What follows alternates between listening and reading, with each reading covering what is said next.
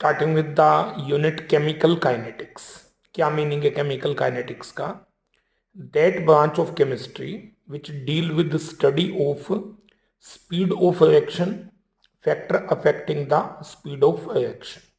आपको पता है स्पीड के अकॉर्डिंग रिएक्शन तीन टाइप की हैं: very fast reaction, very slow reaction, moderate speed reaction.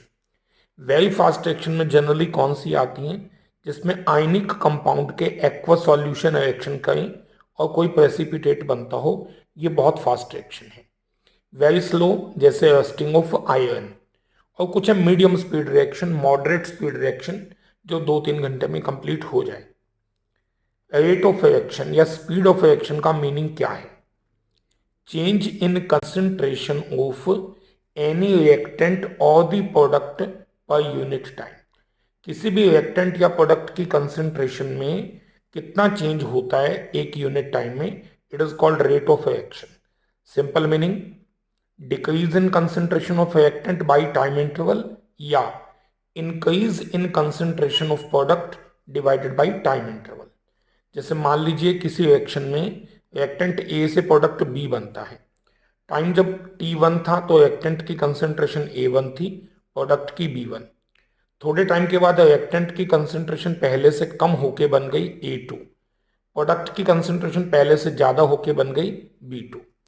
तो रेट ऑफ रिएक्शन रिएक्टेंट की टर्म में लिखो तो एक माइनस साइन लगाना है, final concentration minus initial concentration of reactant divided by T2 minus T1।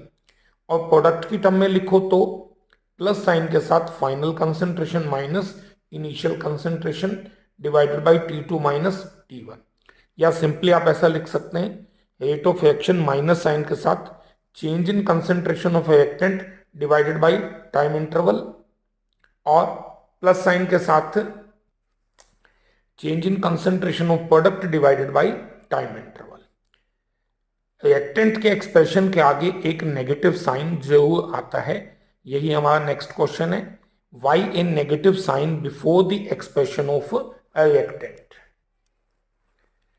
क्योंकि हमें पता है कि रिएक्टेंट की कंसंट्रेशन हमेशा टाइम के साथ डिक्रीज होती है।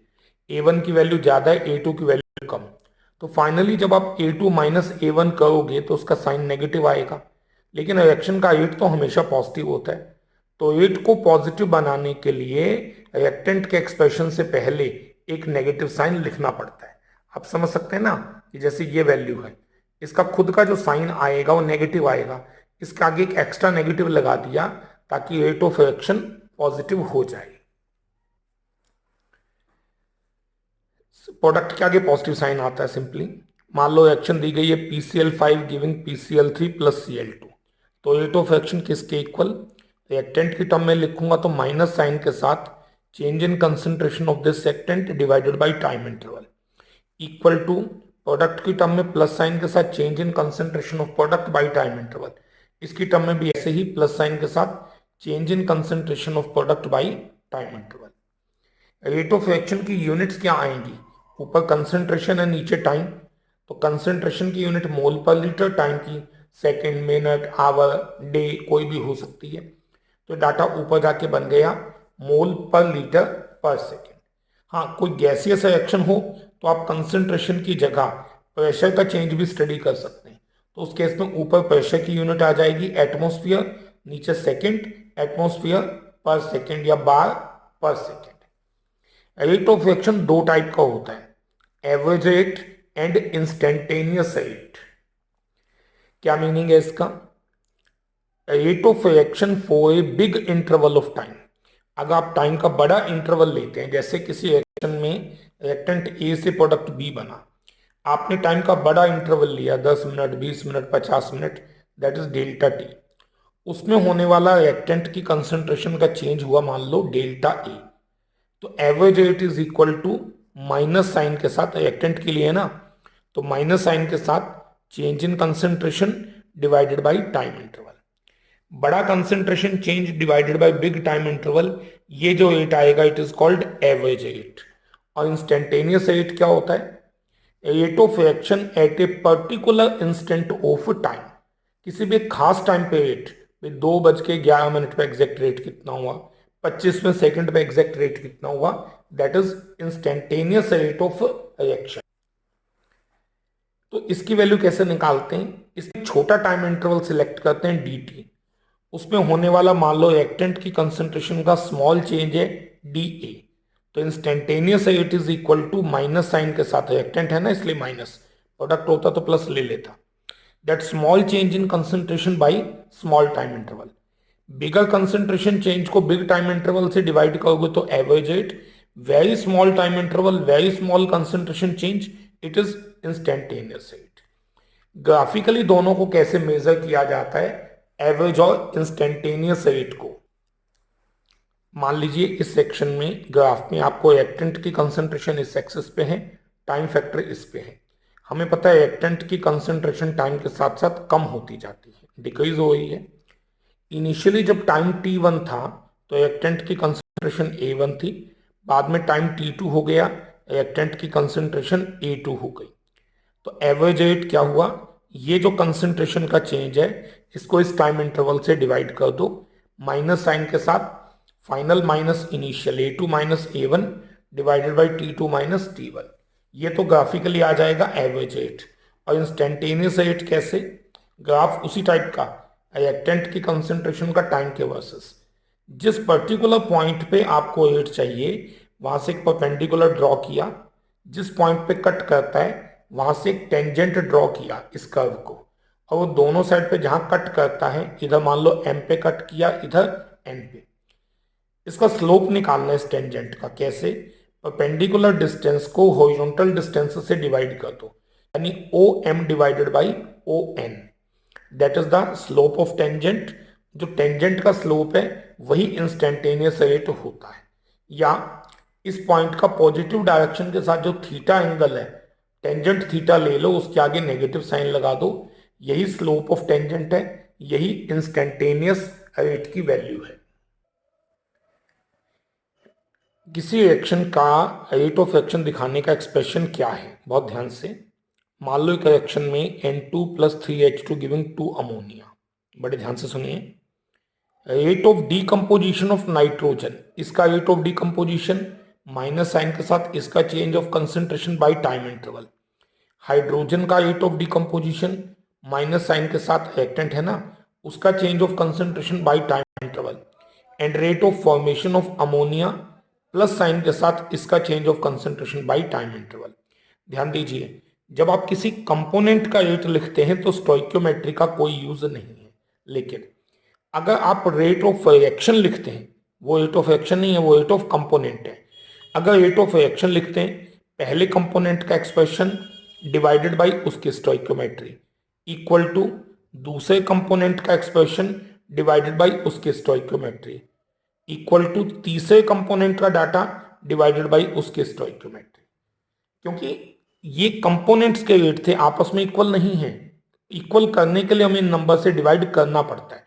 जैसे आप देखें, नाइट्रोजन की स्पीड की बजाय हाइड्रोजन की स्पीड 3 गुना है, और नाइट्रोजन के मुकाबले अमोनिया की स्पीड 2 गुना है। क्लियर, इनको आपस में इक्वलाइज कर, ये आपस में इक्वल नहीं है, इनको इक्वलाइज करने के लिए इनकी स्टोइकियोमेट्री से डिवाइड करना पड़ता है। जैसे मान लीजिए एक रिएक्शन में 2A से 3B बनता है, तो रेट ऑफ A कितना लिखोगे, माइनस साइन के साथ delta A by delta T. Rate of B कितना लिखोगे, प्लस साइन के साथ delta B by delta T. लेकिन रेट ऑफ रिएक्शन कैसे लिखोगे, रेट ऑफ रिएक्शन आप लिखोगे, अगर A की टर्म में लिखोगे तो A के रेट को A की स्टोइकियोमेट्री से डिवाइड करना इक्वल टू B के रेट को B की स्टोइकियोमेट्री से डिवाइड करना। रेट ऑफ रिएक्शन लिखते हुए कंपोनेंट के रेट को उसकी स्टोइकियोमेट्री से डिवाइड करना पड़ता है। इस बात को आप ऐसे भी समझ सकते हैं कि जो रेट ऑफ रिएक्शन है is equal to rate of component divided by stoichiometry, या ये कह लीजिए कंपोनेंट का रेट किसके बराबर है, उसकी stoichiometry multiplied by rate of reaction. यानी अगर मैं अमोनिया की टर्म में बोलूं तो रेट ऑफ अमोनिया किसके equal, twice into rate of reaction. Very clear. एक न्यूमेरिकल देखते हैं। एक रिएक्शन में 2A से B बनता है, 10 मिनट्स में A रिएक्टेंट की कंसंट्रेशन डिक्रीज हो गई 0.5 मोल पर लीटर से 0.4 मोल पर लीटर। तो रेट ऑफ रिएक्शन बताओ। एक ही टर्म में रेट ऑफ रिएक्शन किसके इक्वल है? माइनस साइन क्योंकि रिएक्टेंट है, 1/2 क्योंकि स्टोइकियोमेट्री 2 है, into change in concentration by time interval, -1/2 into final concentration 0.4 minus initial 0.5, इतने मोल per litre divided by time interval 10 minute. Solve करके मोल पर लीटर में आपके पास, मोल पर लीटर पर मिनट में आपके पास ये आंसर आ जाएगा। Now what are the factor affecting the speed of reaction? एक रिएक्शन की स्पीड किस किस फैक्टर पे डिपेंड करती है? First, nature of reactant. Reactant की इंटरनल बॉन्ड डिसोसिएशन एनर्जी जितनी ज्यादा चाहिए वो रिएक्शन उतनी ही स्लो होगी। किसी भी रिएक्शन की, जो आपको पता है रिएक्टेंट के शुरुआत के बॉन्ड तोड़ने पड़ते हैं, वो बॉन्ड तोड़ने में ज्यादा एनर्जी चाहिए तो रिएक्शन की स्पीड कैसी होगी? स्लो हो जाएगी। Next factor is concentration of reactant. Rate of reaction reactant की कंसेंट्रेशन के डायरेक्टली प्रोपोर्शनल होता है। हमें पता है टाइम के साथ साथ रिएक्टेंट की कंसेंट्रेशन कम होती जाती है, रेट ऑफ रिएक्शन भी कम होता जाता है, बट स्पेशल एग्जांपल क्या है? जो जीरो ऑर्डर रिएक्शन है उनका रेट हमेशा सेम रहता है, और एक ऑटो कैटालिटिक होती है उनका रेट टाइम के साथ इंक्रीज होता है। रिएक्शन की स्पीड रिएक्टेंट के पार्टिकल साइज पे भी डिपेंड करती है। रिएक्टेंट के पार्टिकल जितने छोटे साइज के होंगे उसका सरफेस एरिया उतना ज्यादा होगा, कोलिजन ज्यादा, रिएक्शन फास्ट। जैसे कोयले का एक बड़ा टुकड़ा जलाना हो और कोयले के छोटे टुकड़े जलाने हो तो छोटे टुकड़ों की जो बर्निंग है वो फास्ट होगी, और पाउडर स्टेट में सबसे बढ़िया बर्न करेगा क्योंकि उसमें सरफेस एरिया ज्यादा होता है। रिएक्टेंट का सरफेस एरिया ज्यादा होने से यूनिट टाइम में कोलिजन ज्यादा होंगे और रिएक्शन की स्पीड भी फास्ट आएगी। टेम्परेचर बहुत ही इंपॉर्टेंट फैक्टर है। टेम्परेचर इंक्रीज करने से रिएक्शन की स्पीड इंक्रीज होती है, और मोस्टली केसेस में increase of temperature just by 10 kelvin up to 98 kelvin से 308 केल्विन करते हो, जनरली इससे रिएक्शन का रेट डबल या इवन ट्रेबल हो जाता है। कैटालिस्ट रिएक्शन की स्पीड को इंक्रीज करता है without itself being consumed. Intensity of light, 6 factor हैं। पहला नेचर ऑफ रिएक्टेंट था, दूसरा concentration of reactant, particle size of reactant, temperature, catalyst, last is intensity of light. Light की intensity केवल फोटोकेमिकल रिएक्शन में use होती है, जहां आपको पता है रिएक्शन लाइट की वजह से होती है। तो इस सेक्शन में जो कि एक फोटोकेमिकल रिएक्शन है, यहां पे रिएक्शन की स्पीड इंटेंसिटी ऑफ लाइट के डायरेक्टली प्रोपोर्शनल है। अगला टॉपिक है हमारा effect of concentration of reactant on the rate of reaction. किसी भी रिएक्शन के रेट का डिपेंडेंस कंसेंट्रेशन के साथ क्या है? हमें पता है, हमने भी पढ़ा कि रिएक्शन का रेट रिएक्टेंट की कंसेंट्रेशन के डायरेक्टली प्रोपोर्शनल है, बट इससे भी ज्यादा आगे है बात। कैसे? +1 में कॉन्सेप्ट पढ़ा था लॉ ऑफ मास एक्शन। वो क्या कहता है कि किसी रिएक्शन में ए मोल्स ए और बी मोल्स बी कंबाइन करके प्रोडक्ट बनाए तो rate of reaction directly proportional to concentration of first reactant into concentration of second reactant. दोनों की पावर कितनी आनी चाहिए? उनकी स्टोइकियोमेट्री। मतलब 2A और 3B से अगर प्रोडक्ट बनता है तो rate of reaction directly proportional to concentration of A raised to power 2 into concentration B raised to power 3. Rate of reaction is directly proportional to product of molar concentration of reactants with each concentration term raised to power equal to its stoichiometric coefficient. ये पुराना concept है law of mass action, लेकिन बाद में इसको जब experimentally check किया गया तो कुछ अलग मिला। नया जो कॉन्सेप्ट मिला उसको बोलते हैं रेट लॉ। ये क्या कहता है? ये कहता है कि किसी रिएक्शन में मान लीजिए ए मोल्स ए और बी मोल्स बी कंबाइन करके प्रोडक्ट बनाते हैं तो rate of reaction directly proportional है molar concentration of first reactant multiplied by second, लेकिन पावर जनरली जो आती हैं वो ये स्टोइकियोमेट्री वाली नहीं आती, कुछ और आती हैं जो एक्सपेरिमेंट से पता लगती है। इस नए कॉन्सेप्ट को क्या कहते हैं? Rate law. ये कॉन्सेप्ट कहता है rate of reaction is directly proportional to product of molar concentration of reactants with each concentration term raised to some power determined by experiment. Reaction का रेट रिएक्टेंट की molar concentration के product के directly proportional है, लेकिन जो power आनी चाहिए वो ए और बी नहीं आती, जनरली वो अल्फा बीटा आती है। हाँ, एक खास बात ये है, अगर कोई रिएक्शन सिंगल स्टेप में होती है तब ये ए और बी ही आती है। जैसे इस केस में सेम एग्जांपल जो ऊपर लिया, रेट ऑफ रिएक्शन मान लीजिए एक्चुअली आया concentration A into B, by chance इसकी पावर भी 1 आई, इसकी भी 1 आई, तो मतलब वो नंबर नहीं आते अक्सर जो स्टोइकियोमेट्री कहती है। इस नए कॉन्सेप्ट को क्या कहते हैं? It is called rate law. इस एक्सप्रेशन को अगर आगे कंटिन्यू करें तो इस कॉन्सेप्ट के according rate of reaction directly proportional to concentration A is to power alpha into B is to power beta. Directly proportional की बजाय इक्वल लगाएं तो कांस्टेंट लगाना पड़ेगा, वो आ गया K। Rate of reaction is equal to K into this. यहाँ जो K फैक्टर यूज किया गया है उसका नाम क्या है? इसका नाम है रेट कांस्टेंट या वेलोसिटी कांस्टेंट या it is called specific reaction rate. इसका मीनिंग क्या है? इसका मीनिंग बिल्कुल सिंपल है। अगर हम एक स्पेशल कंडीशन लें जिसमें सभी रिएक्टेंट की कंसंट्रेशन 1 मोल पर लीटर ले लें, तब रेट ऑफ रिएक्शन की वैल्यू किसके इक्वल होगी? K into 1 raise to power alpha into 1 raise to power beta. K into 1 यानी K आ जाएगा। K का मतलब क्या है?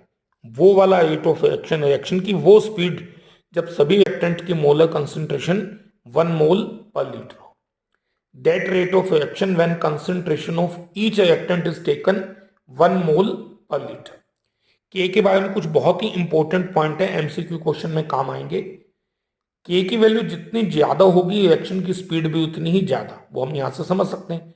K ज्यादा होगा तो रिएक्शन की स्पीड ज्यादा।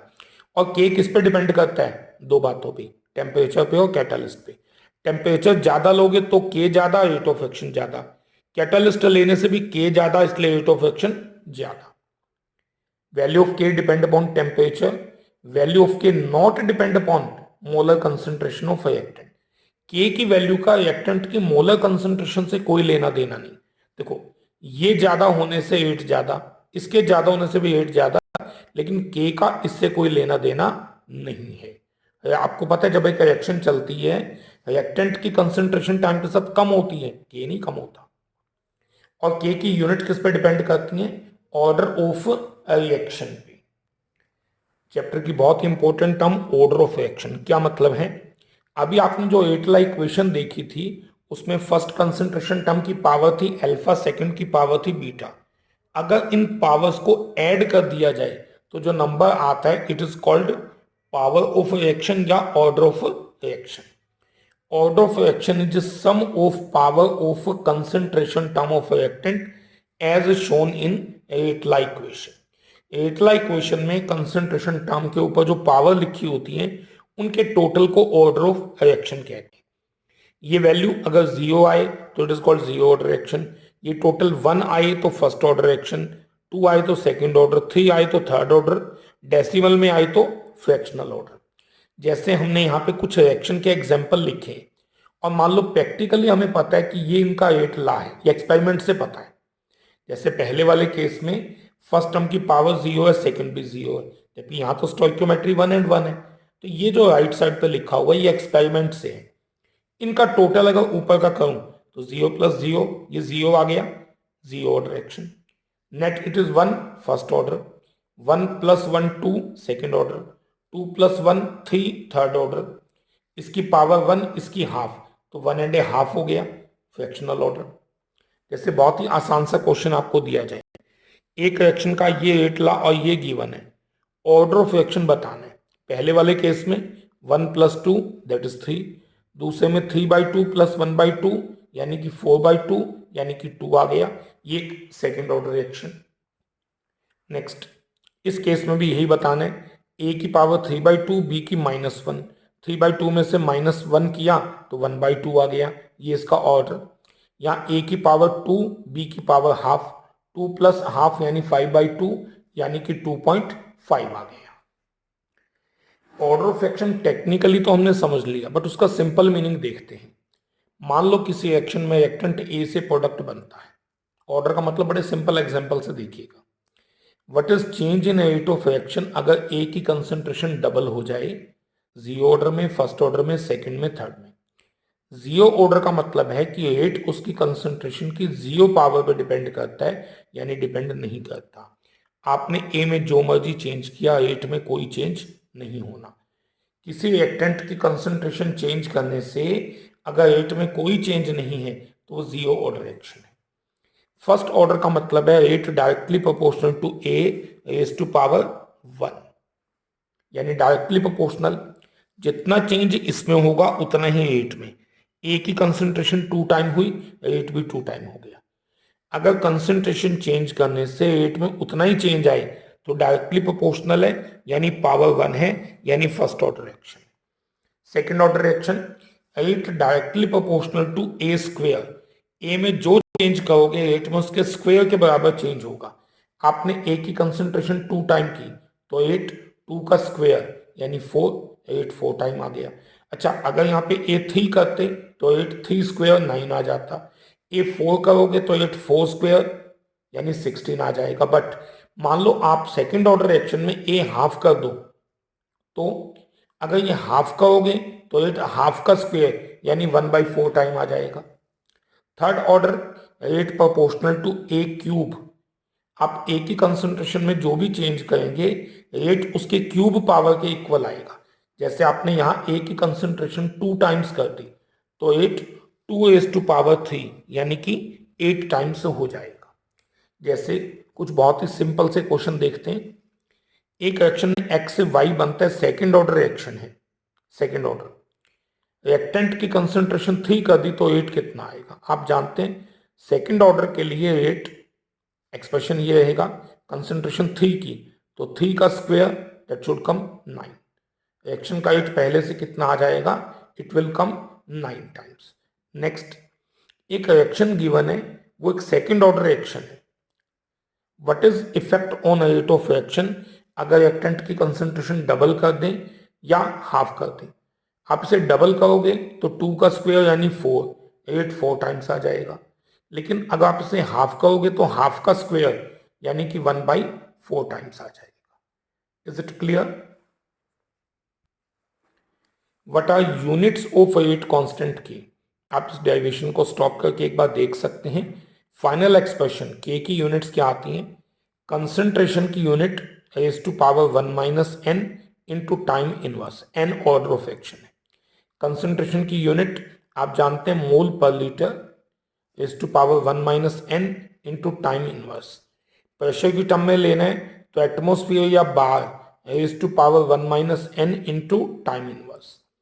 जीरो ऑर्डर रिएक्शन में आप जानते हैं एन की वैल्यू 0, 1 माइनस 0 1, मोल पर लीटर की पावर 1 यानी mole per litre into second inverse. First order के लिए 1 minus 1 0, anything is to power 0 is 1, 1 into time inverse तो टाइम इनवर्स की ही यूनिट आ जाएगी। सेकेंड ऑर्डर के लिए के की यूनिट्स 1 माइनस 2 यानी -1, इसका इनवर्स करोगे तो मोल पर लीटर की जगह लीटर पर मोल हो जाएगा। आगे टाइम इनवर्स तो आना ही है। और थर्ड ऑर्डर रिएक्शन के लिए के की वैल्यू यूनिट्स 1 माइनस 3 यानी -2, -2 से मल्टीप्लाई करोगे 1 को तो mole raise to power -2, litre -1 into -2 plus 2, time inverse आना ही है। इसी टाइप से गैसियस सेक्शन के लिए क्या आएगा? यूनिट्स लिखी हुई हैं। जीरो ऑर्डर के लिए आप लर्न कर सकते हैं, एटमोस्फियर पर सेकेंड। फर्स्ट ऑर्डर के लिए पर सेकेंड, सेकेंड के लिए एटमोस्फियर इनवर्स, सेकेंड इनवर्स। और थर्ड ऑर्डर के लिए atmosphere raise to power -2, second raise to power -1। इन्हीं पॉइंट पे बेस्ड कुछ क्वेश्चन देखिए। एक रिएक्शन में ए से बी बनता है, के की वैल्यू और उसकी यूनिट दी हुई है, ऑर्डर पूछा गया है। आप जानते हैं के की यूनिट मोल पर लीटर पर सेकंड किस केस में आती है? जीरो ऑर्डर में। एक रिएक्शन का रेट एक्सप्रेशन दिया हुआ है कि into pressure of acetaldehyde raise to power 3/2 यानी ऑर्डर 3/2 है। अगर प्रेशर बार यूनिट में है, टाइम मिनट में है, तो के की यूनिट बताओ। आपको फार्मूला पता है कि के की यूनिट क्या होती है? Pressure raise to power 1 minus N into time inverse. Pressure bar में है, 1 माइनस ऑर्डर है 3/2, तो 1 माइनस 3/2 यानी -1/2। टाइम मिनट में तो मिनट इनवर्स। लास्ट आंसर हो गया K is equal to bar raise to power -2 -1/2 into minute inverse. एक आसान सा क्वेश्चन। ये एक रिएक्शन गिवन है जिसमें 2 अमोनिया से N2 और 3H2 बनता है। रेट कांस्टेंट के की वैल्यू गिवन है, जीरो ऑर्डर रिएक्शन है, रेट ऑफ N2 और H2 बताना है, बहुत ध्यान से। आप जानते हैं जियो ऑर्डर रिएक्शन में रिएक्शन का रेट K के बराबर होता है। जो K की वैल्यू और यूनिट है वही रेट ऑफ रिएक्शन की वैल्यू और यूनिट भी होगी। ठीक, तो रेट ऑफ रिएक्शन तो यही हो गया जो K की वैल्यू है। रेट ऑफ एनी कंपोनेंट किसके बराबर होता है? उसकी stoichiometry into rate of reaction. Rate of reaction की वैल्यू इतनी है, तो हाइड्रोजन का रेट कितना हुआ? इसकी stoichiometry 3 multiplied by rate of reaction. और अमोनिया के लिए निकालना हो तो 2 इंटू रेट ऑफ रिएक्शन, और नाइट्रोजन के लिए निकालना हो तो 1 इंटू रेट ऑफ रिएक्शन। तो इससे आप rate of components easily predict कर सकते हैं। नेक्स्ट क्वेश्चन इज, एक रिएक्शन में 2A प्लस बी कंबाइन करके देता है A2B। रिएक्शन का रेट ला दिया हुआ है K into A into B square. K की वैल्यू गिवन है, दो क्वेश्चन पूछे हैं। एक तो आपको रिएक्शन का इनिशियल रेट बताना है जब A की कंसंट्रेशन 0.1 मोलर हो, B 0.2। बहुत ही इजी है, रेट ला का एक्सप्रेशन यूज करिए। K की वैल्यू गिवन है, A की कंसंट्रेशन गिवन है, B की कंसंट्रेशन गिवन है, उसका स्क्वायर लेना है, मल्टीप्लाई करके आंसर आ गया। सेकंड क्वेश्चन बेटर है, find the rate of reaction when concentration of A become 0.06 mole per litre. ध्यान दीजिए, ए की पहली कंसंट्रेशन कितनी है? 0.1 मोल पर लीटर या 0.10, और बाद में कितनी हो गई? 0.06, यानी खत्म कितना हो गया? 0.10 था, 0.06 खत्म हो गया, 0.06 बचा, तो बाकी 0.04 मोल पर लीटर खत्म हो गया। ध्यान दीजिए, अगर ए इतना खत्म हुआ है तो बी भी तो खत्म होगा। कितना? 2A खत्म होंगे तो 1B खत्म होगा, और ए खत्म हुआ 0.04, तो बी उससे आधा यानी 0.02 मोल पर लीटर कंज्यूम हुआ। तो बी की न्यू कंसंट्रेशन कितनी है? पहली थी 0.2 या 0.20, उसमें से खत्म हो गई 0.02, तो बाकी बची 0.18 मोल पर लीटर। तो ए की नई कंसंट्रेशन 0.06, बी की न्यू कंसंट्रेशन 0.18। रेट ला का एक्सप्रेशन तो वही रहेगा, की वैल्यू भी वही। ए की कंसंट्रेशन 0.06, बी 0.18 का स्क्वायर आपको यूज करना है, तो रिएक्शन का न्यू रेट ये आएगा जो कि कंफर्म्ड पहले से कम आएगा। Next is integrated rate law equation. Question is write integrated rate law equation for first order reaction. एक सिंपल सा डेरिवेशन है फर्स्ट ऑर्डर रिएक्शंस के लिए। मान लीजिए किसी रिएक्शन में रिएक्टेंट ए से प्रोडक्ट बी बनता है। 0 टाइम पे रिएक्टेंट की कंसंट्रेशन हमने ली A मोल पर लीटर। कुछ टाइम T पे जाके देखा, उसमें से X मोल पर लीटर खत्म हो गए, बाकी बचे A minus x mole per litre. इस समय जो रेट ऑफ रिएक्शन आएगा T टाइम पे कितना होगा? वो डायरेक्टली प्रोपोर्शनल होगा उस रिएक्टेंट की बची हुई concentration raise to power 1। Power 1 इसलिए क्योंकि फर्स्ट ऑर्डर रिएक्शन है। Rate of reaction simply dx by dt, directly proportional की जगह इक्वल लिखा तो k into A minus x, side change कर दी, a माइनस एक्स नीचे dt ऊपर, a माइनस एक्स नीचे आ गया, dt ऊपर हो गया, दोनों साइड का इंटीग्रेशन कर दिया, एक्सप्रेशन आ गया integration of this equal to integration of this. इस क्वांटिटी का इंटीग्रल आता है minus natural logarithm of a minus x, उधर के टी प्लस आई। अब आपको पहले इंटीग्रेशन कांस्टेंट आई की वैल्यू निकालनी है। कैसे? जब टाइम 0 था तो उस समय x की वैल्यू क्या थी? टाइम 0 था तो x तो वो है जो खत्म होता है, 0 टाइम पे कुछ भी खत्म नहीं हुआ था। इन दोनों बातों को यहां पुट करें, x की जगह 0 टाइम की जगह 0, तो सीधा एक्सप्रेशन आ जाएगा minus log of a is equal to I. I की ये वैल्यू माइनस लॉग a ये यहां पे पुट कर दीजिए, तो यहाँ एक्सप्रेशन में माइनस लॉग a आ गया, माइनस लॉग a की साइड चेंज की प्लस लॉग a हो गया, log a minus log b is equal to के t, log a minus log b that is log a divided by b is equal to के t. K की value निकालनी हो तो t की side change कर दीजिए, आगे आ जाएगा 1/t हो गया। Now k is equal to 1/t into natural log था, नेचुरल लॉग को सिंपल लॉग में लिखा तो 2.303 आ जाएगा आगे, into simple log by T into A divided by A minus x. ऐसे लिख सकते हैं, या आप जानते हैं इनिशियल कंसंट्रेशन ए की जगह आप ये लिख सकते हैं कंसंट्रेशन ऑफ ए एट 0 और a माइनस एक्स की जगह लिख सकते हैं concentration of a at the time t। Next is right exponential form of first order kinetics. आपको पता है आप फर्स्ट ऑर्डर की पिछले वाली इक्वेशन को ऐसा भी लिख सकते हैं, natural log of a0 by A T, इसको आप मिला दीजिए ना तो नेचुरल लॉग बन जाएगा। Natural log of a0 by A T is equal to के टी। नेचुरल लॉग की साइड आप उधर लेके गए तो नेचुरल एंटी लॉग यानी e की पावर हो गया,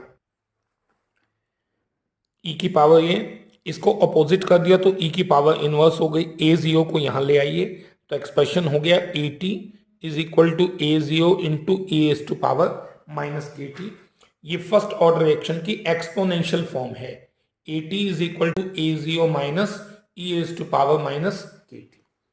फर्स्ट ऑर्डर की ग्राफिकल फॉर्म देखिए दो तरीके से है।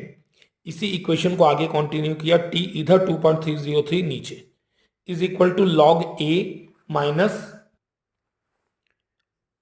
Log a t, log a0 minus log a t आ गया, साइड चेंज कर दिए फैक्टर इधर ये इधर, तो log a T is equal to minus k by this factor plus log of this.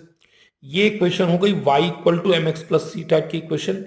y axis पे लिया हमने लॉग ए टी, याद रखना इन पॉइंट्स को, लॉग है लॉग ए टी, उसका ग्राफ ड्रॉ किया x एक्सेस पे t के वर्सेस, उसका स्लोप कितना आएगा माइनस आएगा और ये स्लोप की वैल्यू आएगी नेगेटिव स्लोप, और स्लोप m की वैल्यू माइनस के डिवाइडेड बाई 2.303 और इंटरसेप्ट आएगा c लॉग ए नॉट के equal.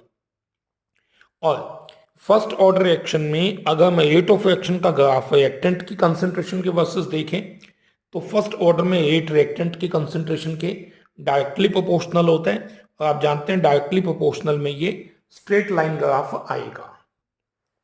Next is define half life period यानी t half and show by calculation that for first order reaction value of T half not depend upon initial concentration. Half life period का मतलब क्या होता है, that time period in which 50% reaction get completed या that time period in which 50% of amount of reactant get consumed.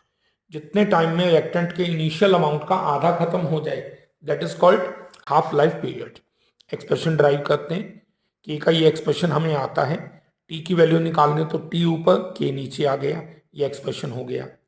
जब आप T की value T half मानेंगे तो एक्स खत्म कितना हो गया ए का हाफ, बाकी कितना बचा ए माइनस एक्स बचा हुआ अमाउंट होता है, ए माइनस एक्स हाफ ए, 1 ए में से हाफ ए माइनस करोगे तो हाफ ए बच गया। टी की जगह आपने लिख दिया टी हाफ 2.303 बाई के into log of A divided by A minus x जिसकी वैल्यू हाफ ए के इक्वल है, तो हाफ ए यहां लिखा, ए कैंसल, 1/2 इनवर्स होके log 2 बन गया।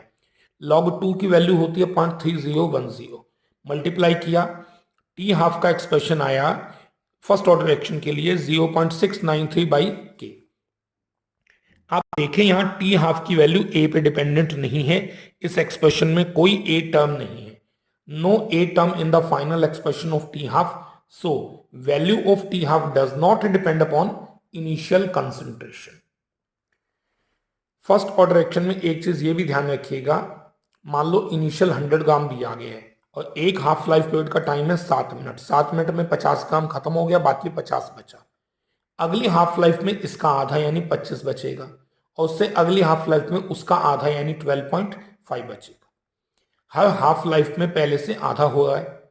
आप कैलकुलेशन दूसरे तरीके से समझें, 50% खत्म हुआ एक हाफ लाइफ, लेकिन दो हाफ लाइफ में कितना खत्म हो गया 75, 100 नहीं, पहले में 50 खत्म हुआ, अगले में 50% यानी 25 खत्म हुआ। दो हाफ लाइफ में कुल मिला के 100 से 25 बचा, 75% खत्म हो गया। 75% का मतलब दो हाफ लाइफ होता है, 75% का जो टाइम है वो हाफ लाइफ से 2 टाइम्स होगा, और 3 हाफ लाइफ के बाद बचा 12.5 यानी कि 87.5 खत्म हो गया। तो 87.5% 3 हाफ लाइफ के बराबर होता है। और फर्स्ट ऑर्डर रिएक्शन का फुल लाइफ पीरियड कितना होता है, इनफाइनाइट। फर्स्ट ऑर्डर रिएक्शन कभी कंप्लीटली खत्म नहीं होती। एक सिंपल सा question, show by calculation that time for 99% completion of first order reaction is twice the time of 90% completion. First order reaction को 99% कंप्लीट होने में 90% से डबल टाइम लगता है, प्रूव करो। टाइम का एक्सप्रेशन हमने लिखा, 99% के लिए एक्सप्रेशन बाकी सब यही आ जाएगा, ए इनिशियल 100 बाई ए 100 माइनस 99 जो खत्म हुआ, और 90% के लिए यहाँ 90 आ जाएगा। इसको इससे डिवाइड किया, ये तो कैंसिल हो गए, 2.303 बाई के तो हो गया कैंसिल। लॉग ऑफ 100 बाई 1 यानी लॉग 100, और नीचे 100 बाई 10 यानी लॉग 10। लॉग 100 की वैल्यू 2 होती है, लॉग 10 की वैल्यू 1 होती है, तो 2 बाई 1 2 आ गया सीधा, यानी log 99% by log 90% is equal to 2। ये फैक्टर ऊपर ले जाके मल्टीप्लाई कर दो, 99% life period is twice of 90% life period. First order kinetics के कुछ न्यूमेरिकल देखते हैं। मेन इक्वेशन ये राइट साइड पे लिखी हुई हैं, वो आप सभी इक्वेशन समझते हैं। एक फर्स्ट ऑर्डर रिएक्शन हमें गिवन है, रिएक्टेंट की इनिशियल कंसंट्रेशन गिवन है, 60 मिनट के बाद इसकी कंसंट्रेशन इतनी बची, के निकालना है, तो के इज 2.303 बाई टी, टाइम कितना 60 minute, log of initial concentration divided by final remaining concentration. Initial concentration कितनी थी 1.24 इंटू दिस, अब फाइनली बची कंसंट्रेशन इसकी कैंसिल किया, लॉग 6.2 आया, वैल्यू सॉल्व करके पुट करेंगे तो इतने मिनट इनवर्स आंसर आ जाएगा। नेक्स्ट, फर्स्ट ऑर्डर रिएक्शन की के वैल्यू गिवन है, टी हाफ निकालना है। आप जानते हैं फर्स्ट ऑर्डर रिएक्शन के लिए टी हाफ इज 0.693 बाई के, 0.693 को इस टाइम से डिवाइड, के से डिवाइड कर दिया, आपके पास टी हाफ की वैल्यू आ गई। Calculate value of T half first order reaction के लिए, व्हेन रेट कांस्टेंट के इज 200 पर सेकेंड, 2 पर मिनट, 4 पर ईयर। तीनों केसेस में आपको के की वैल्यू गिवन है, टी हाफ निकालना है, एक्सप्रेशन तो यही यूज होना है, बस के की वैल्यू अलग अलग केसेस में नीचे लिखते जाइए। तो के की वैल्यू अलग अलग जगह पे आप नीचे लिखते जाएंगे डिवीजन करके, यहाँ सेकंड में आंसर आ जाएगा, यहाँ मिनट में आ जाएगा, यहाँ ईयर्स में आंसर आ जाएगा। फर्स्ट ऑर्डर रिएक्शन की के वैल्यू गिवन है, बहुत अच्छा क्वेश्चन है। How long will 5 gram reactant to reduce to 3 gram. K value given है, 5 ग्राम से 3 ग्राम बनने में उसको कितना टाइम लगेगा, टी निकालना है, एक्सप्रेशन आपको आता है, initial by final amount 2.303 by के वैल्यू गिवन है, log of initial 5 gram, finally 3, log 5/3 की वैल्यू अलग से सॉल्व करके पुट करोगे 444 सेकेंड, फाइनली आंसर आ जाएगा। First order reaction take 40 minute for 30% completion, T half बताओ। 30% कंप्लीट होने में इतना लगा, टी हाफ निकालो। टी हाफ के लिए आपको पहले के चाहिए, तो हमने सिंपल डाटा से पहले के निकाला, एक्सप्रेशन आपको आता है 2.303 by 40 minute, log of A, percentage दिया हो तो इनिशियल 100 मान लीजिए, बाई ए 100 माइनस एक्स जो 30 है, यहां से सॉल्व करके के की वैल्यू आ गई। आप जानते हैं जब के वैल्यू पता है तो फर्स्ट ऑर्डर के लिए टी हाफ इज 0.693 बाई के, तो के की वो वैल्यू यहां पुट करके आपके पास टी हाफ की वैल्यू 77.7 मिनट हो जाएगी। बहुत अच्छा क्वेश्चन एनसीईआरटी टेक्स्ट का। Half life for radio active decay of carbon 14 is इतने ईयर्स। कार्बन 14 के रेडियो एक्टिव डिके का टी हाफ दिया हुआ है। वुड के ओल्ड सैंपल में 80% कार्बन 14 बचा है, वुड की एज बताओ। बचा हुआ अमाउंट दिया हुआ है, इनिशियल 100 है, एज यानी टाइम बताना है। टाइम के लिए आपको पहले के निकालना पड़ेगा, कहां से, के is 0.693 by T half, T half की वैल्यू 5730 ईयर्स है। आप जानते हैं सभी radioactive disintegration first order होती हैं, तो फार्मूला लग गया। तो आपके पास यहां से के की वैल्यू आई, टी का आपने एक्सप्रेशन पुट किया, के की यही वाली वैल्यू जो ये थी, ये वैल्यू यहाँ पे आपने पुट कर दी, इंटू लॉग ऑफ इनिशियल 100, बचा हुआ अमाउंट 80, तो 1845 year, that is the final answer. Next, a reaction is first order in A, second order in B. उसने आपको यहां से उसका रेट दे दिया, ए का ऑर्डर 1 है और बी का ऑर्डर 2। इसकी डिफरेंशियल रेट इक्वेशन लिखो, साथ साथ ही देखते जाइए। डिफरेंशियल रेट इक्वेशन में यही लिखना है, rate of reaction equal to dx by dt, किसके इक्वल, के, रेट वाला equation, into a raise to power 1, b raise to power 2, second order है ना, तो ये हुई differential rate equation. What is change in rate of reaction जब b की कंसंट्रेशन 3 टाइम हो। इस एक्सप्रेशन में और कुछ चेंज नहीं हुआ, छोड़ दो उसको, b 3 टाइम हुआ तो 3 का स्क्वायर 8 3 का स्क्वायर यानी कि 9 टाइम्स आएगा।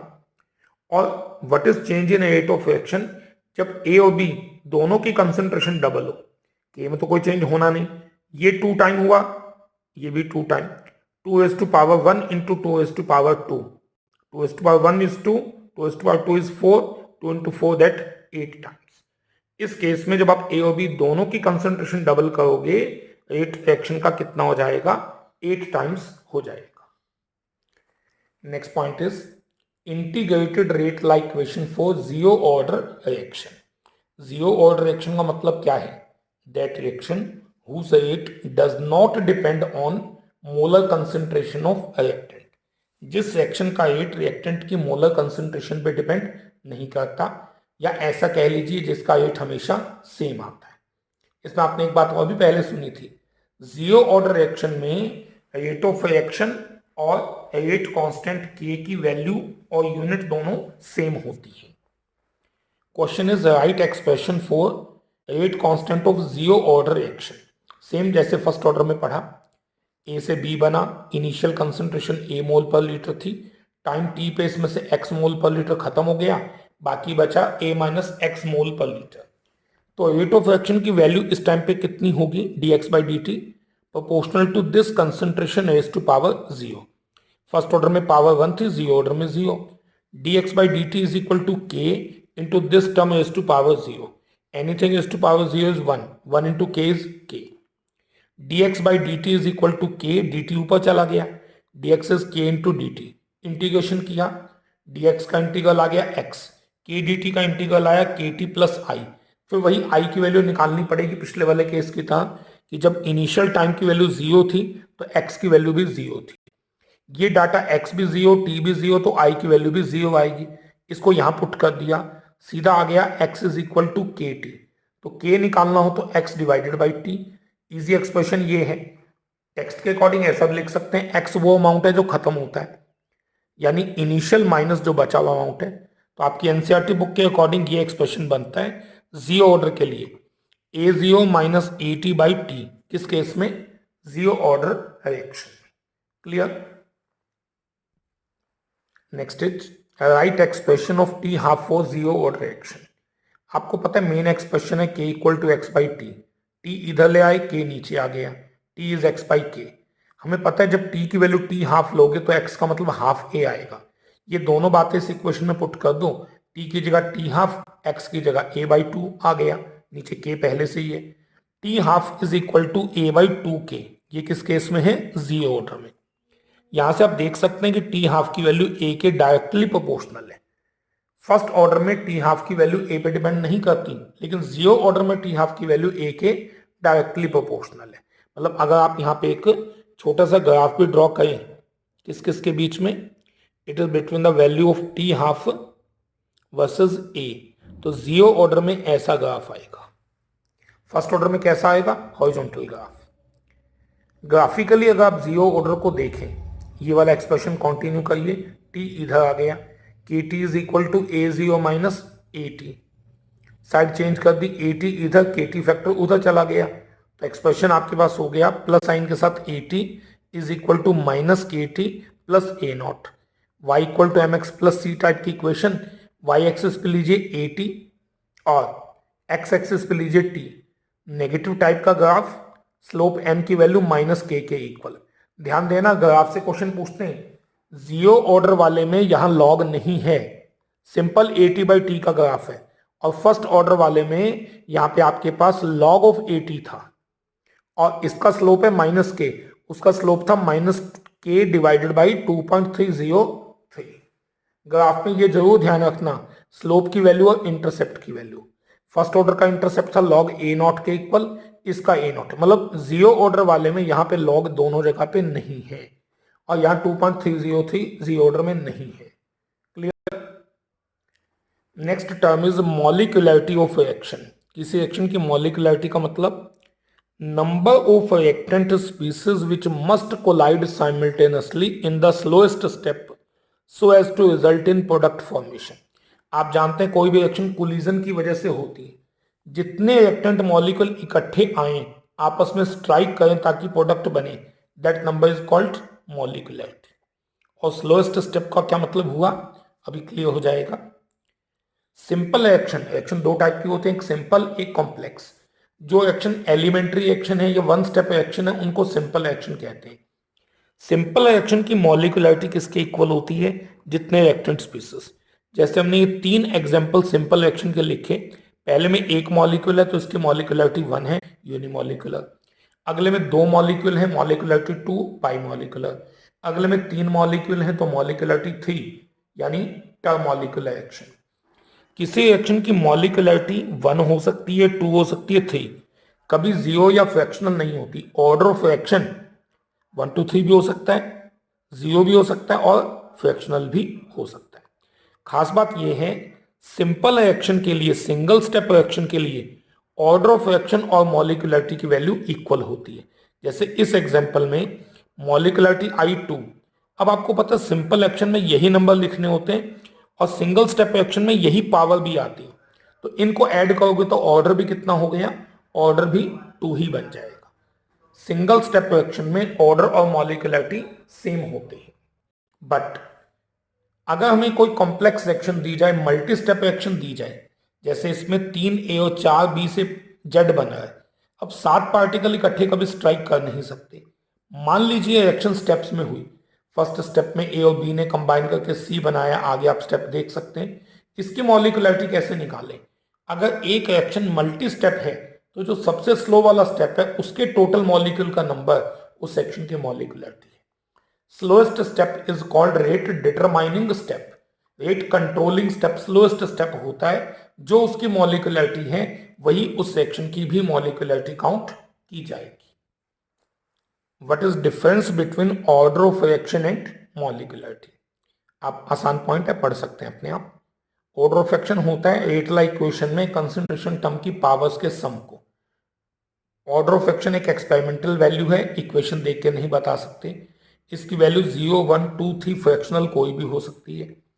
ऑर्डर ऑफ एक्शन में change by excess change of concentration, जबकि मॉलिक्यूलरिटी आपको पता है वो रिएक्टेंट स्पीसीज का नंबर जो कोलिजन करके प्रोडक्ट बनाते हैं।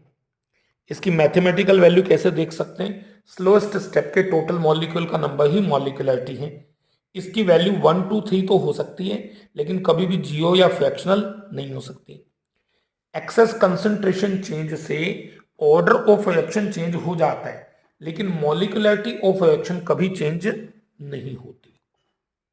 एक सिंपल सा एग्जांपल दिया है, ए और बी सब्सटेंस दिए गए हैं, प्रोडक्ट बनता है। ए और बी की अलग अलग कंसंट्रेशन गिवन है, रेट ऑफ रिएक्शन गिवन है। यहां से रेट-ला और ऑर्डर बताना है। कैसे, आप इन 3 में से पहले वो 2 सेट देखो जिसमें ए की कंसंट्रेशन सेम हो। सेट नंबर 1 और 2 में ए तो सेम है 0.1 0.1, बी डबल हो गया 0.1 से 0.2 डबल, बी डबल रेट भी डबल। बी के डबल होने से रेट भी डबल हो गया, यानी रेट बी के डायरेक्टली प्रोपोर्शनल है। फिर हमने वो 2 सेट ढूंढने हैं जिनमें बी सेम हो। बी किसमें सेम है, फर्स्ट और थर्ड में। बी सेम है लेकिन ए 2 टाइम हो रहा है, ए के 2 टाइम होने से रेट 4 टाइम हो गया है। ये 2 टाइम तो रेट 4 टाइम, और इसके 2 टाइम होने से ये अगर 4 टाइम हुआ तो इसका स्क्वायर टाइम रेट आ रहा है, इसका स्क्वायर होना चाहिए ए का स्क्वायर। तो आपका डाटा हुआ rate is equal to k a का square into B raise to power 1। Reaction का ऑर्डर कितना हो गया, 2 + 1 that is 3। That is the order of reaction. इस सेक्शन का मैकेनिज्म लिखना है। 2 molecule H2I2O2 I negative ion की प्रेजेंस में प्रोडक्ट बनाते हैं और रेट-ला ये दिया हुआ है। रेट-ला जो दिया गया है वो पार्टिकल आप लिखो पहले स्टेप में, H2O2 का एक मॉलिक्यूल और I नेगेटिव। स्लो स्टेप बनाओ, क्या बन सकता है, H2O बन सकता है, इसमें से H2O बना दिया, बाकी एक O बचा, I नेगेटिव बचा। OI नेगेटिव इंटरमीडिएट है। अगले स्टेप में इंटरमीडिएट खत्म हुआ, प्लस एक मॉलिक्यूल H2O2 खत्म हुआ जबकि थे 2, तो दूसरा मॉलिक्यूल भी कंज्यूम किया। फिर H2O बना, एक O ये और एक O ये, O2 बना, बाकी I नेगेटिव अलग। दोनों स्टेप को ऐड करोगे तो इंटरमीडिएट कैंसिल, I नेगेटिव से I नेगेटिव भी कैंसिल। ये आपके पास सेक्शन का यही डाटा कंप्लीट आ जाएगा। तो हमें इसका मैकेनिज्म लिखना था। Next is pseudo first order reaction. ये क्या होती है pseudo first order reaction? Simple example से बात करते हैं। मान लो एक रिएक्शन में ए और बी से प्रोडक्ट बनता है, सिंगल स्टेप रिएक्शन है, दो मॉलिक्यूल है तो मॉलिक्यूलरिटी भी 2 है और सिंगल स्टेप में ऑर्डर भी यही आना है। हेठला भी आप समझ जाएंगे, ए इंटू बी ही आना सिंपल। लेकिन मान लीजिए बी एक्सेस में है। अगर आप किसी कंपोनेंट को एक्सेस में कर देते हो, वो वैल्यू खुद एक कांस्टेंट हो जाती है। इस कांस्टेंट को इसमें मिक्स कर दिया, के में मल्टीप्लाई कर दिया। एक कांस्टेंट में दूसरा कांस्टेंट मल्टीप्लाई होने से नया रेट कांस्टेंट आ गया के डैश। अब आपका रेट एक्सप्रेशन ये हो गया और इसे देखें तो इस समय रेट केवल ए पे डिपेंड करता है, पावर 1 पे। रिएक्शन का ऑर्डर इस समय 1 है, मॉलिक्यूलरिटी कभी चेंज नहीं होती। ये रिएक्शन एक्चुअली सेकेंड ऑर्डर थी, लेकिन जब आपने बी को एक्सेस में कर दिया तो रेट बी पे डिपेंड नहीं करता। अब ये रिएक्शन हो गई first order reaction. That reaction which is not actually of first order but under some reaction condition. कौन सी कंडीशन? जब आप दूसरे रिएक्टेंट को एक्सेस में ले लेंगे, this reaction behave like first order, that is called pseudo first order reaction. दो एग्जांपल हैं, बड़े परफेक्टली लर्न करिएगा। Acidic hydrolysis of ethyl acetate यानी ईस्टर। ईस्टर की ये जो हाइड्रोलिसिस है उसमें वाटर एक्सेस में लेना पड़ता है, तो रेट वाटर पे डिपेंड नहीं करेगा, केवल ईस्टर पे करेगा। सुक्रोज की हाइड्रोलिसिस, जिसे आप इन्वर्जन भी कहते हैं, उसमें सुक्रोज की हाइड्रोलिसिस से ग्लूकोज और फ्रक्टोज बनता है। ये भी एक रिवर्सिबल रिएक्शन है, वाटर एक्सेस में लेना पड़ता है, तो रेट केवल सुक्रोज पर डिपेंड करता है। जिस सेक्शन में आपको दो रिएक्टेंट दिख रहे हों और उनमें से कोई एक एक्सेस में हो, तो रेट एक्सेस पे डिपेंड नहीं करेगा, केवल एक पे डिपेंड करेगा। Such type of reaction they are called pseudo first order reaction. कुछ स्पेशल एग्जांपल हैं हमारे पास याद रखने के लिए। Decomposition of any gas on metal surface at high pressure हमेशा जीरो ऑर्डर। कोई गैस मेटल के सरफेस पर अगर ब्रेक होकर प्रोडक्ट बना रही है, वो रिएक्शन कंफर्म्ड एक जीरो ऑर्डर रिएक्शन है, उसमें रेट की वैल्यू हमेशा के इक्वल आएगी, कंसंट्रेशन टर्म की पावर 0 होगी। जीरो ऑर्डर का ये सबसे पक्का एग्जांपल है, किसी गैस की डीकम्पोजिशन मेटल सरफेस के ऊपर। Second, all radio active disintegration first order reaction. जितनी भी रेडियो एक्टिव डिसइंटीग्रेशन है, चाहे कोई अल्फा पार्टिकल लूज करे चाहे कोई बीटा पार्टिकल लूज करे, सभी radioactive disintegration first order. Gas की decomposition zero order and radioactive decomposition first order. Next is collision theory of chemical reaction. ये थ्योरी क्या कहती है? Every chemical reaction occur due to collision between reactant molecule, कि molecule अलग side से आते हैं, कोलाइड करते हैं और प्रोडक्ट बनता है। What is definition of collision frequency? जितने कोलिजन एक सेकंड में 1 लीटर में होते हैं। Number of collision per second per litre in the reaction mixture, it is called collision frequency. But collision बहुत होते हैं, but all collision are not effective. क्यों सारे कोलिजन इफेक्टिव क्यों नहीं है? 2 कंडीशंस फॉर इफेक्टिव कोलिजन। कौन कौन सी? एक है थ्रेशोल्ड एनर्जी बैरियर। केवल उन मॉलिक्यूल के कोलिजन इफेक्टिव होते हैं जिनकी एनर्जी थ्रेशोल्ड एनर्जी के इक्वल या उससे ज्यादा हो। यही उसकी डेफिनेशन भी है थ्रेशोल्ड एनर्जी की, that minimum amount of energy which is required for effective collision. लेकिन रूम टेम्परेचर पे मोस्टली मॉलिक्यूल की एनर्जी थ्रेशोल्ड एनर्जी से कम होती हैं, इसलिए उनके कोलिजन इफेक्टिव नहीं होते। इसके अलावा प्रॉपर ओरिएंटेशन होनी चाहिए। Molecule must have proper direction at the time of collision. जैसे मान लो एक रिएक्शन में 2NO2 से N2O4 बनना हो। अब NO2 मॉलिक्यूल की शेप ये है, एक NO2 मॉलिक्यूल, इसके पास भी अनपेयर्ड इलेक्ट्रॉन है, दूसरे पे भी।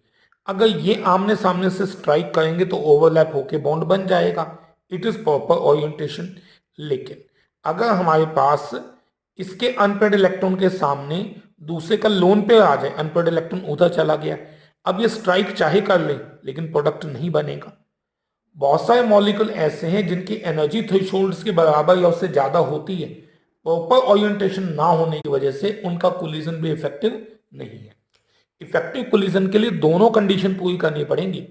मॉलिक्यूल की एनर्जी थ्रेशोल्ड के बराबर या उससे ज्यादा हो और ओरिएंटेशन प्रॉपर होनी चाहिए। Next word is activation energy. अब मान लो रिएक्टेंट मॉलिक्यूल की एनर्जी ये है, थ्रेशोल्ड ये चाहिए, वहां तक है नहीं, इफेक्टिव कोलिजन के लिए वहां तक जाना पड़ेगा। यहां से वहां तक ले जाने के लिए जो एक्स्ट्रा एनर्जी देनी पड़ेगी उसको बोलते हैं activation energy. Activation energy is minimum extra energy given to the reactant molecule so that their energy become equal to threshold energy. Reactant की एनर्जी को थ्रेशोल्ड तक ले जाने के लिए जो एक्स्ट्रा गैप कवर करना पड़ेगा, it is called activation energy. जितनी ज्यादा चाहिए रिएक्शन स्लो और कम चाहिए तो रिएक्शन फास्ट होगी। यहां से यहां तक जाने के लिए एक बार एक्टिवेशन एनर्जी देनी पड़ेगी, बाद में चाहे उससे ज्यादा निकल जाए। एक्सो में ज्यादा निकलती है, एंडो में तो ग्राफ यहीं तक आएगा, कहीं ऊपर तक। एक्सो में जितनी आपने दी है उससे भी ज्यादा निकल गई है, और रिएक्टेंट और प्रोडक्ट की एनर्जी के इस गैप को एंथैल्पी ऑफ रिएक्शन कहते हैं। एक्टिवेटेड कॉम्प्लेक्स या ट्रांजिशन स्टेट क्या होता है? जब रिएक्टेंट मॉलिक्यूल की एनर्जी थ्रेशोल्ड के बराबर हो जाएगी, इस समय एक अनस्टेबल स्पीसीज बनती है, जिसमें कुछ बॉन्ड बन रहे हैं, कुछ टूट रहे हैं। उस स्पीसीज को बोला जाता है एक्टिवेटेड कॉम्प्लेक्स या transition state. Species of highest energy formed at the time of effective collision. जैसे एक रिएक्शन में H2 और I2 से 2HI बनना हो, ये H2 ये I2 आपस में कोलाइड किया, इस H का I से बॉन्ड बनना शुरू हो गया, इसका इससे, और पुराने बॉन्ड टूट रहे हैं। ये जो बीच में स्पीसीज बनी इफेक्टिव कोलिजन के समय, इट इज एक्टिवेटेड कॉम्प्लेक्स। अगले सेकंड में तो हमें पता है ये बॉन्ड HI बन गया, ये इधर HI बन गया।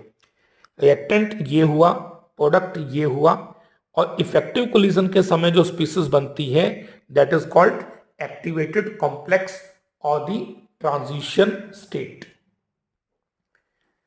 What is the effect of temperature on rate of reaction? हमें पता है टेम्परेचर इंक्रीज करने से रिएक्शन का रेट इंक्रीज होता है। मोस्ट ऑफ केसेस में increase of temperature just by 10 kelvin doubles और trebles the rate of reaction. एक रिएक्शन 298 केल्विन पे है, केवल 10 केल्विन टेम्परेचर बढ़ा दो, जनरली रेट डबल या ट्रेबल हो जाता है। क्यों? Why increase of temperature increases the rate of reaction? Temperature 10 kelvin increase करने से molecule get more activation energy. आप जानते हैं कई मॉलिक्यूल ऐसे हैं जिनको थोड़ी सी एक्टिवेशन एनर्जी चाहिए, वो एक्टिवेशन एनर्जी उनको मिल गई, fraction of effective collision get doubled और more, so the rate of reaction increases. 10 kelvin temperature increase करने से इफेक्टिव कोलिजन का फ्रैक्शन बढ़ जाता है। ध्यान देना, ये मत बोलना कि कोलिजन बढ़ जाते हैं, वो नहीं उतने बढ़ते। इफेक्टिव कोलिजन का फ्रैक्शन डबल या उससे ज्यादा हो जाता है, और इसीलिए रेट ऑफ रिएक्शन भी डबल या उससे ज्यादा हो जाता है। टेक्स्ट में ग्राफ दिया हुआ मैक्सवेल बोल्ट्जमैन डिस्ट्रीब्यूशन का, फ्रैक्शन ऑफ मॉलिक्यूल को एनर्जी ऑफ मॉलिक्यूल के वर्सेस प्लॉट किया। इस टाइप का ग्राफ जो रेड लाइन से शो किया है वो T केल्विन पे आता है। शेडेड एरिया उन मॉलिक्यूल के फ्रैक्शन को बताता है जिनकी एनर्जी थ्रेशोल्ड के बराबर या उससे ज्यादा है। 10 केल्विन टेम्परेचर बढ़ाने पे ग्राफ का पोर्शन नीचे आ जाता है और आगे चला जाता है, एरिया बढ़ जाता है।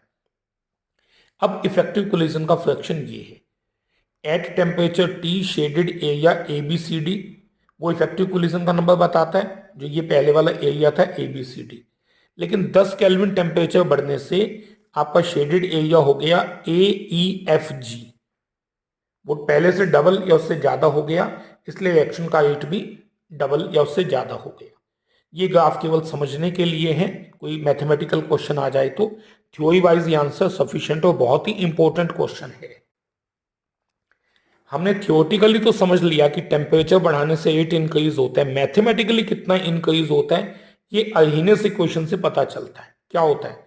That equation which represent mathematically effect of temperature on the rate constant या रेट ऑफ रिएक्शन। टेम्परेचर का इफेक्ट रेट कांस्टेंट पे मैथमेटिकली कितना होगा ये बताने के लिए एक इक्वेशन है अर्हीनियस इक्वेशन, जिसकी मेन फॉर्म क्या है? K equal to A into E exponential raise to power minus EA by RT। K rate constant है, A फ्रीक्वेंसी फैक्टर है, E raise to power minus EA by RT उन molecule का fraction है जिनकी energy activation energy के बराबर या उससे ज्यादा है। ये वही है जो एक्टिवेटेड मॉलिक्यूल है। इस इक्वेशन को अगर हम थोड़ा सा मैथमेटिकली और कैलकुलेट करें तो कई नई इक्वेशन आएंगी, आप यहां से देख सकते हैं। मैं केवल मेन इक्वेशन बोल देता हूं। k is equal to a into this factor, k की बजाय नेचुरल लॉग ले लो तो इसका भी नेचुरल लॉग आ जाएगा, माइनस ये क्वांटिटी आगे आ गई। अगर नेचुरल लॉग की बजाय दोनों जगह सिंपल लॉग कर दिए जाए, आप एक्सप्रेशन को आगे कंटिन्यू कर सकते हैं। नेचुरल लॉग की जगह यहां सिंपल लॉग, यहां सिंपल लॉग, बस यहां 2.303 आ जाएगा। E A divided by 2.303 R into 1/t हो गया। अगर एक ग्राफ प्लॉट किया जाए, y equal to m x plus c type का ग्राफ आ गया। y एक्सिस पे लेना है लॉग के, x एक्सिस पे लेना है 1/t, तो स्लोप कितना आएगा? Slope m is equal to this, minus sign है, स्लोप नीचे आएगा। Slope m is equal to minus E A divided by 2.303 R, और इंटरसेप्ट जो कि c होता है लॉग a के इक्वल। ये इक्वेशन किसी एक टेम्परेचर पे फाइंड आउट करना हो तो ये इक्वेशन, लेकिन मान लो हमें पहले टेम्परेचर पे रेट कांस्टेंट दिया जाए K1, नए टेम्परेचर पे रेट कांस्टेंट दिया जाए K2, तो इन रेट कांस्टेंट का आपस में मैथमेटिकल रिलेशन क्या है वो आप इस इक्वेशन की डेरिवेशन देख सकते हैं। मुझे नहीं लगता कि डेरिवेशन स्कूल टेक्स्ट का हिस्सा बनता है फाइनल एग्जाम में। लॉग k की बजाय log of K2 by K1 is equal to E a, अब माइनस साइन नहीं है, divided by 2.303 R into 1/T1 minus 1/T2। Directly समझ आने में कंफ्यूजन हो तो आप इसे एक बार पढ़ लेना, ये कलेक्ट हो जाएगा। ये सभी इक्वेशन किसी एक टेम्परेचर पे रेट कांस्टेंट का डाटा यूज करना हो मैथमेटिकली, ये इक्वेशन दो टेम्परेचर और दो रेट कांस्टेंट सारे न्यूमेरिकल इसी पे दिए हुए हैं, उसमें ये वाली इक्वेशन यूज होगी। 1 मार्क क्वेश्चन ग्राफ के लिए हमेशा बढ़िया पॉइंट बनते हैं। Next word is temperature coefficient n। ये क्या होता है? Rate constant eight T plus 10 kelvin divided by rate constant eight T kelvin. आपने अभी पढ़ा 10 केल्विन टेम्परेचर बढ़ाने से रेट कांस्टेंट बढ़ता है, पहले कितना था और 10 केल्विन के बाद कितना है, इस रेशो को क्या कहते हैं? Temperature coefficient. Rate constant eight 308 kelvin divided by rate constant eight 298 kelvin, या ये कह लीजिए rate of reaction eight 308 kelvin divided by rate of reaction eight 298 kelvin.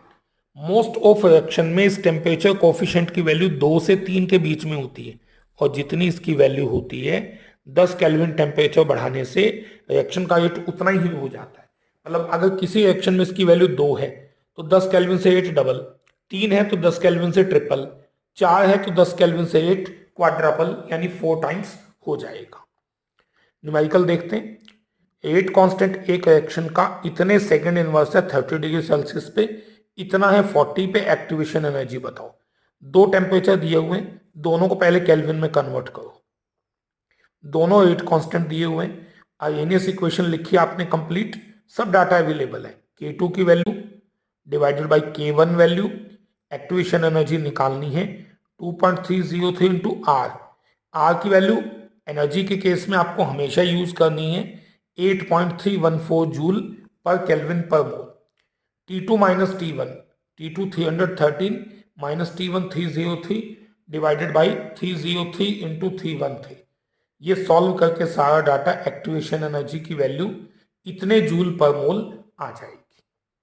Next question NCERT text से ही है। 500 केल्विन पे रेट कांस्टेंट की value given है, 700 केल्विन पे गिवन है। एक्टिवेशन एनर्जी बतानी है और आर्हेनियस फैक्टर ए की वैल्यू बतानी है। कैसे? हमें पता है लॉग ऑफ के, यही इक्वेशन यूज कीजिए। फर्स्ट रेट कांस्टेंट ये है, सेकंड ये, तो सेकंड वाला रेट कांस्टेंट ऊपर, फर्स्ट वाला नीचे। एक्टिवेशन एनर्जी निकालनी है, नीचे वही 2.303 इंटू आर इंटू वट क्वांटिटी, यहाँ पे आपके पास T2 माइनस T1, लॉग नहीं आएगा, T2 minus T1 divided by T1 into T2। Solve करके एक्टिवेशन एनर्जी की वैल्यू आ जाएगी।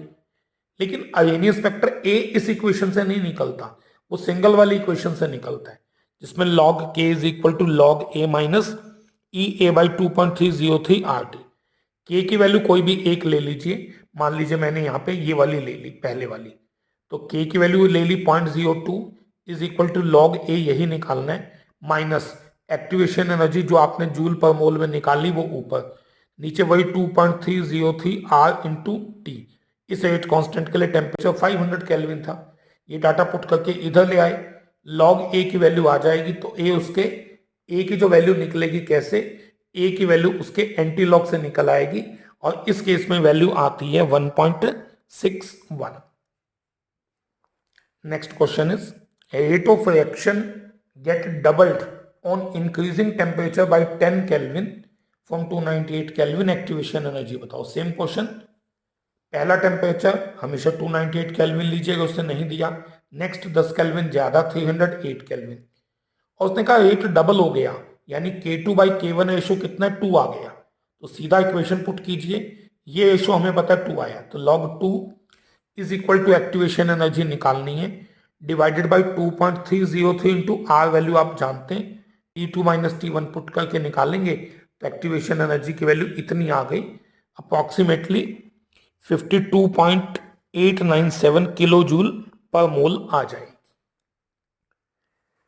What is effect of catalyst on the rate of reaction. हम जानते हैं कैटालिस्ट यूज करने से रिएक्शन का रेट इंक्रीज होता है। जैसे आप ये जानते हैं हेबर प्रोसेस में आयरन कैटालिस्ट है, क्यों कैटालिस्ट से रेट क्यों इंक्रीज होता है, because presence of catalyst provide alternate path of less activation energy. एक रिएक्शन बिना कैटालिस्ट के हो रही है तो उसका ग्राफ ये है, कैटालिस्ट की प्रेजेंस में मैकेनिज्म बदल गया, स्टार्टिंग सेम है एंड सेम है, बट एक्टिवेशन एनर्जी पहले ज्यादा देनी पड़ती थी, अब कम। आप जानते हैं एक्टिवेशन एनर्जी जब कम हो जाती है रिएक्शन का रेट पहले से ज्यादा। कैटालिस्ट से एक्टिवेशन एनर्जी कम होती है, स्पीड ज्यादा होती है, लेकिन delta H of reaction same है, क्योंकि इनिशियल और फाइनल का गैप डेल्टा एच होता है, वो अभी भी सेम है। Delta G of reaction same है, इक्विलिब्रियम कांस्टेंट की वैल्यू भी सेम है। कैटालिस्ट यूज करने से दो ही चीजें चेंज होती हैं, एक्टिवेशन एनर्जी कम होती है, रेट कांस्टेंट की वैल्यू पहले से ज्यादा होती है, और रेट की वैल्यू भी पहले से ज्यादा होती है, लेकिन delta H same, delta G same, equilibrium constant की वैल्यू सेम। एक्टिवेशन एनर्जी जितनी कम होगी रेट कांस्टेंट उतना ही ज्यादा, रेट ऑफ रिएक्शन भी उतना ही ज्यादा हो जाएगा। ये ग्राफ एक्सोथर्मिक के लिए है, एंडो में भी सारी बातें सेम रहेगी, बस ग्राफ उसका यहाँ पे आ जाता, ऊपर आ जाता है प्रोडक्ट का डाटा, बाकी आंसर में कोई फर्क नहीं है।